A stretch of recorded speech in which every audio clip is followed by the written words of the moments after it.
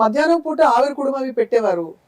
ఇల్లండి మన ఇక్కడ వంటకాలు. ఆవిరి కుడుమ అసలు ఎవరికి తెలియదు, ఈ జనరేషన్ కి అయితే చాలా మంది తెలియదు, మేము పేరెంట్స్ కే తెలియదు. స్కూల్ నుంచి రాగానే ఇటువంటివి తెచ్చి పెట్టారు, ఆరోగ్యకరమైనటువంటి స్నాక్స్ లిబ్రోటే. ఉండేవి కాదు. లిబర్టీ పెట్టేవారు, ఆవిరి కుడుమ పెట్టేవారు. ఆవిరి ఇప్పుడు కుడుములు, చూస్తే చికెన్ నగెట్స్, అవి. లేదంటే ఇంకేంటి బర్గర్, పిజ్జా, ముఖ్యంగా షవర్మా. ఒకటి మీరు షవర్మా సద్దన్నం గురించి చెప్పాలి. మర్చిపోతున్నారు. అమ్మా? సద్దే అన్నం మేమంతా స్కూల్కి వెళ్ళేటప్పుడు చక్కగా ఆవకాయ ముక్క వెన్న ముఖ్యంగా వెన్న మా పిల్లలకి తప్పకుండా వెన్న పెట్టాలి. మంచి వెన్న. వెన్న తినడం వల్ల ఇంద్రియ నిగ్రహం పెరుగుతుంది. శ్రీకృష్ణుడికి వెన్న అంటే ఇష్టం అని ఎందుకు చెప్తారు? ఇంద్రియ నిగ్రహం. ఆయన అస్కలిత బ్రహ్మచర్యం ఎందుకు పాటించగలిగాడు? వెన్న తినడం వల్ల. వెన్నకు ఉన్న రుచి అసలు ఏ పదార్థానికైనా ఉందా అమ్మా? అసలు ఈ కాలం పిల్లలకి వెన్న తెలుసా అమ్మా? సో బెస్ట్ ఫుడ్స్ అని నన్ను అడిగితే ఇప్పుడు చద్దన్నం మీద మామూలుగా వ్యాపారం చేస్తున్నారు తెలుసా మీకు? Yeah, అది ఫర్మెంటెడ్ ఫుడ్. చద్దన్నం, పప్పుచారు, idli, pesarattu, these are super foods. అందరికి గారెల్లో కూడా లోపల ఉడికించిన ప్రోటీన్ ఉంటుంది. ఆ పైన పెంచి తీసేసి చిన్న బేబీస్ కి మెతిపి అది పెట్టండి. అది ఆవిరి కూడా మించుమించు అంతేగా. ఆవిరి కూడా మాట్లాడు అంతే, మనకు ఆవిరి కూడా నడుము గట్టిపడడానికి బాలింతలకు పెట్టేవారు ఇది వరకు. సున్ని ఉండాలని బెల్లంతో చేసిన సున్ని ఇప్పుడు అసలు ఎవరికి తెలియదమ్మా ఇది. చూస్తే ఒకలాగా అసలు జోకర్ లా చూస్తారు అవన్నీ పిల్లలు. ప్రోటీన్ పౌడర్స్ ఏంటంటే పల్సెస్ లో నుంచి తయారు చేసినవి. అవును. అండ్ సి షుగర్ కంటెంట్ ఇంపార్టెంటే, సాల్ట్ కంటెంట్ ఇంపార్టెంటే, బట్ అల్ట్రా ప్రాసెస్డ్ ఫుడ్స్ లో ఇవన్నీ హైగా ఉండి హిడెన్ గా ఉండి మీకు తెలియట్లేదు. అదొకటి, దాంతో పాటు ఇతర ఇవి కూడా ఉన్నాయి కదా వాటిలో, ప్రిజర్వేటివ్స్, అడిటివ్స్. అసలు ఈ అడిటివ్స్, ప్రిజర్వేటివ్స్ కొన్ని క్లాసెస్ పర్మిటెడ్ ఉంటాయి ప్రిజర్వ్ చేయడానికి, షెల్ఫ్ లైఫ్ పెంచడానికి. బట్ అసలు నువ్వు షెల్ఫ్ లో నుంచి తీసుకుని తినే ఫుడ్ ని తగ్గిస్తే వీటి ప్రపోర్షన్ తగ్గిపోతుంది కదా. అవునవును. That's it. ఇంకొక ప్రాబ్లం ఏంటంటే అన్నట్టు autism, developmental anomalies, infertility, precocious puberty, తర్వాత young heart attacks, metabolic syndromes అంటాం, high rate of diabetes. Diabetes capital of the world మనది హైదరాబాద్. ఇవన్నీ జరగటానికి కారణం ఏంటంటే ఈ రకమైన ఫుడ్. మెటబాలిక్ ఆల్టరేషన్స్ అంటాం, అంటే క్యాలరిక్ వాల్యూ చూస్తే మీకు తక్కువగా కనిపిస్తుంది, కానీ అది మన మెటబాలిక్ పాత్వేస్ ని మొత్తం అతలాకుతలం చేసేసి ప్రాబ్లమ్స్ ని క్రియేట్ చేస్తుంది. అందుకనే యంగ్ గా హైపర్ టెన్షన్, డయాబెటీస్, 10-year-olds లో నేను డయాబెటీస్ అండ్ హైపర్ టెన్షన్ చూస్తున్నాను. ఇప్పుడు ఒక క్వశ్చన్ సూటిగా అడుగుతాను డాక్టర్ షర్మిల. ఇప్పుడు బాగా పిల్లలకి క్రేజ్ ఉండే ఫుడ్, పేరెంట్స్ చాలా హెల్దీ అనుకునే ఫుడ్ షవర్మా. షవర్మా గురించి కూడా చాలా విపరీతమైన క్రిటికల్ ఒక అనాలిసిస్ జరిగింది. అందులో ఎక్కువ వేసే మెయినేస్ కావచ్చు, ద క్వాలిటీ ఆఫ్ మీట్, వాళ్ళు ఏ విధంగా దాన్ని ఫ్యాట్ యాడ్ చేసి దాన్ని చేస్తాను. మీరేమంటారు? నిన్న మొన్న చూసాను. Like I'm not against particular category of food. అందరు వెజిటేరియన్ అయిపోవాలి, అందరు వేగన్ అవ్వాలి అని నేను చెప్పను.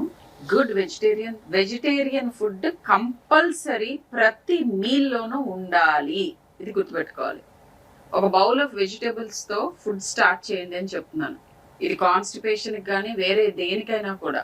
అవును. Protein sources, vegetarian protein sources అంటే పప్పు, చోలే, రాజ్మా గింజలు, ఇలాంటివి కనుక తింటే ఫ్యాట్ తక్కువ ఉంటుంది. అవును. ఓకే, సో మీరు కావాలి అని అంటే ఓకే నాన్ వెజ్ కూడా తింటానంటే లో fat non veg like fish and chicken, ఆ మిగతావన్నీ వదిలేయండి. అండ్ ఇవి ఫ్రెష్ గా ఉండాలి, ప్యాకేజ్ స్టఫ్ తెచ్చుకోకూడదు, అండ్ మితంగా ఉండాలి. అమౌంట్ ఒక నియంత్రణ ఉండాలి. ఫస్ట్ వెజిటేబుల్ ఫుడ్ నేను చెప్తాను, వాళ్ళు చికెన్ లేకపోతే తినట్లేదు అంటారు. నేను ప్రాక్టికల్ సొల్యూషన్స్ ఇస్తున్నాను. చికెన్ చిన్న బౌల్లో ఇక్కడ పెట్టండి, ఈ పెద్ద బౌల్లో వెజిటేబుల్ పెట్టండి ఫస్ట్. ఇది తిన్న తర్వాత ఇది వస్తుంది. అసలు వెజిటేబుల్ అనే మాట ఆ వెజిటేబుల్ తో స్టార్ట్ చేసి మీల్ ముందు షుగర్ రైస్ కూడా చాలా బ్లంట్ అయిపోతుంది. ఫస్ట్ వెజిటేబుల్ తినండి. చికెన్ తింటారా, పప్పు తింటారా, ఏదో ప్రోటీన్ ఏది తింటారో అది నెక్స్ట్.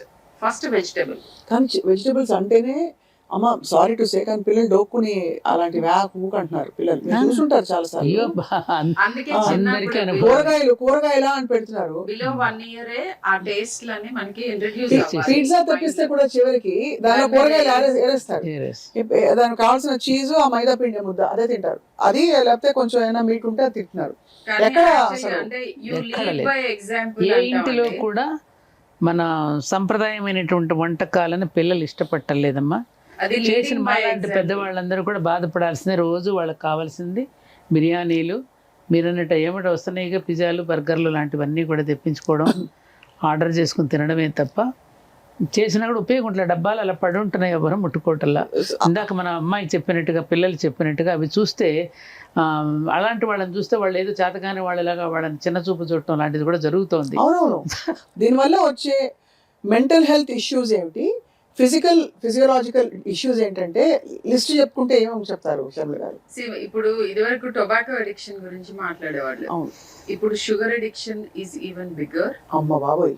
అండ్ ఈ అల్ట్రా ప్రాసెస్ ఫుడ్స్ అని నేను చెప్పాను కదా, ఏవైతే ఇట్లా సాస్లు, తర్వాత అడిటివ్స్, ఈ ఆర్టిఫిషియల్ డ్రింక్స్, కార్బోనేటెడ్ డ్రింక్స్, ఆ మోనోసోడియం గ్లూటమేట్ అనే అడిటివ్స్, ప్రిజర్వేటివ్స్, వీటికి అడిక్టెడ్ అవుతున్నారు. అండ్ దీన్ని మెయింటైన్ చేయటం మూలాన విపరీతమైన ఇన్కమ్ వస్తుంది, మన హౌస్ హోల్డ్, మన ఇంట్లో ఇన్వెషన్ జరుగుతుంది.